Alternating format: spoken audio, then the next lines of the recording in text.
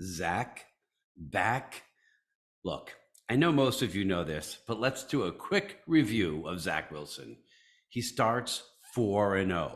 Then he has a pathetic game against New England and New York. I mean, pathetic. Then a very, very good game against Buffalo in New York. Nothing glamorous or amazing, but nothing bad to hurt the team, and we beat Buffalo. That was awesome. Then he comes off the bye week, and he has an absolutely disastrous week against New England. We're talking under 100 yards and falls to a personal 5-2. Both losses to New England. Both losses absolutely horrendous. Personally, I thought he'd get the ball for at least another game or two. But why didn't he?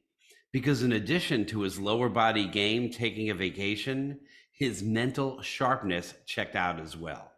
After the benching, it came out that he handed a ball off on a passing play. It was pure luck that it wasn't a fumble. It also came out that he had the yips, whatever the heck that is.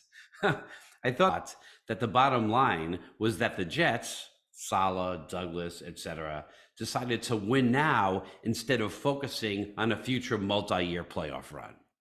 But now I'm not so sure, because Saleh just said that his full intent is to get Zach ready to play football again, and that when Zach is ready to roll, he's going to roll.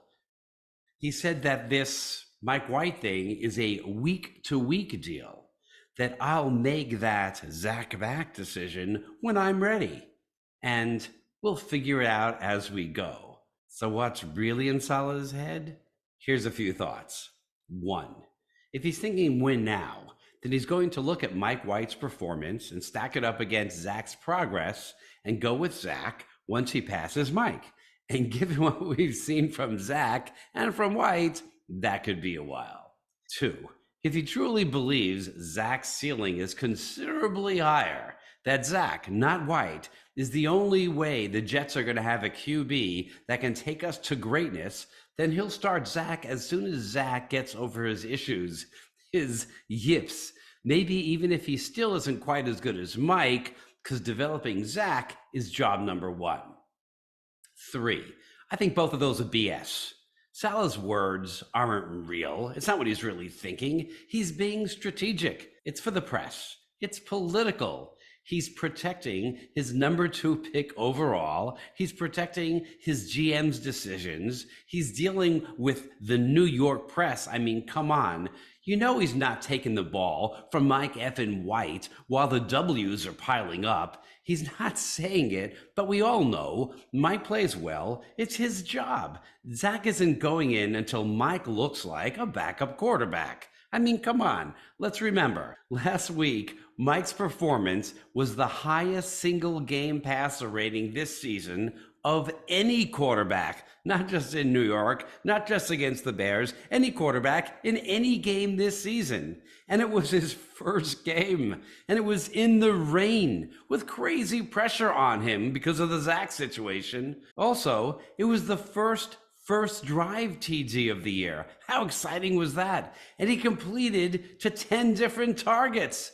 Come on. The last thing that Saleh said about Mike White is that while we're going through this process, it's Mike White's opportunity to take advantage of every last play that he gets. Well, I, for one, think there are going to be a lot of plays. If you have comments about this video, please write them down below and be sure to like the video. And if you haven't subscribed already, please subscribe by hitting my brother's bald head over here and ring the bell so you get notified. And also, please watch this video of how truly great Mike effing White's performance was last week. Go Jets.